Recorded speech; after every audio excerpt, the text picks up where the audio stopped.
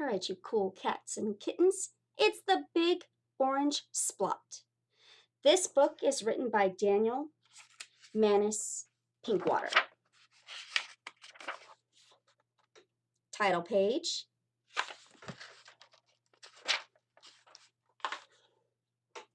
Mr. Plumbean lived on a street where all the houses were the same.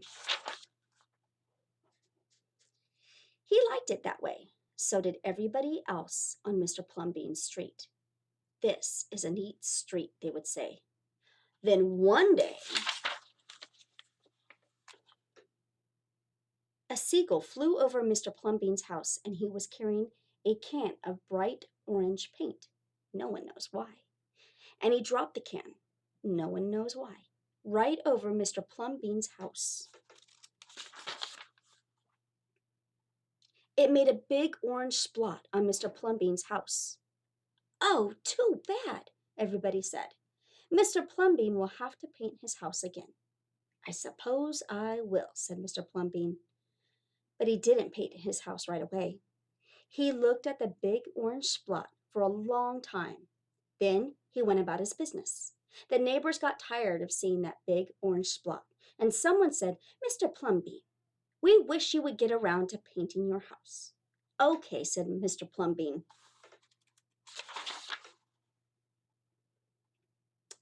He got some blue paint and some white paint, and that night he got busy. He painted at night because it was cooler. When the paint was gone, the roof was blue, the walls were white, and the big orange splot was still there. Then he got some more paint. He got red paint, yellow paint, green paint, and purple paint. In the morning, the other people on the street came out of their houses. Their houses were all the same, but Mr. Plumbean's house was like a rainbow. It was like a jungle. It was like an explosion.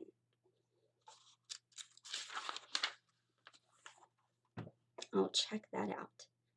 There was the big orange spot, and there were little orange spots. There were stripes. There were pictures of elephants and lions and pretty girls and steam shovels.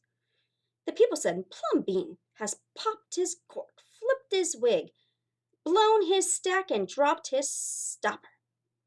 They went away muttering. That day, Mr. Plumbean bought carpenter's tools. That night, he built a tower on top of his roof, and he painted a clock on the tower. So his neighbors think that Mr. Plumbean has gone a little crazy. The next day, the people said, Plumbean has gushed his mush, lost his marbles, and slipped his hawser. They decided they would pretend not to notice. Kind of hard not to notice that one. That very night, Mr. Plumbean got a truck full of green things. He planted palm trees, baobabs, thorn bushes, onions, and frangipani. In the morning, he bought a hammock and an alligator.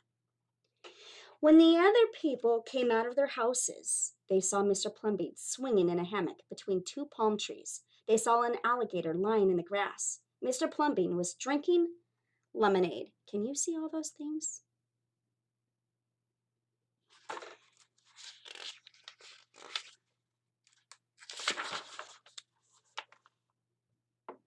Plumbean has gone too far. This used to be a neat street. Plumbean, what have you done to your house? The people shouted.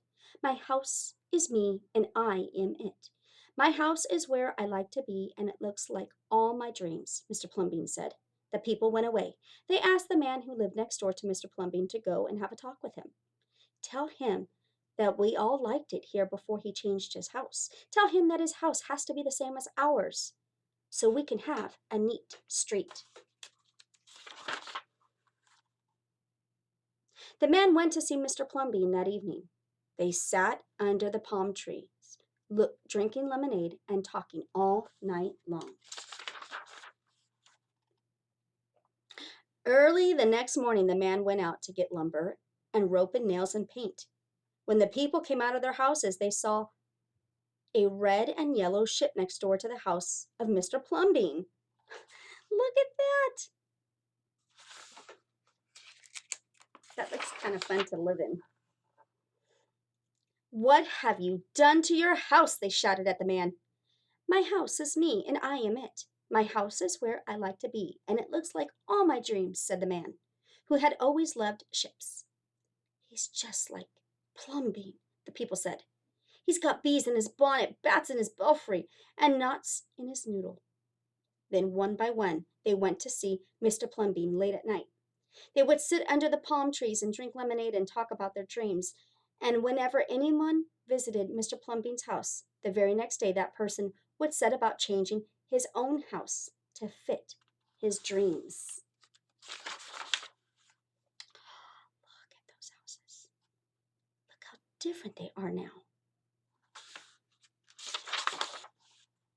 Check those out. Which house would you like to live in?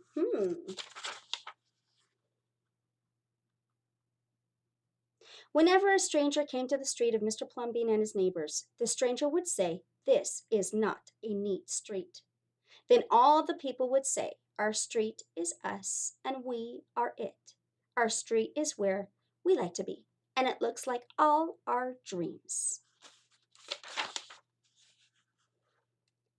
The end. You don't have to be like everybody. You can be different, and it's okay, my friends. Have a good day.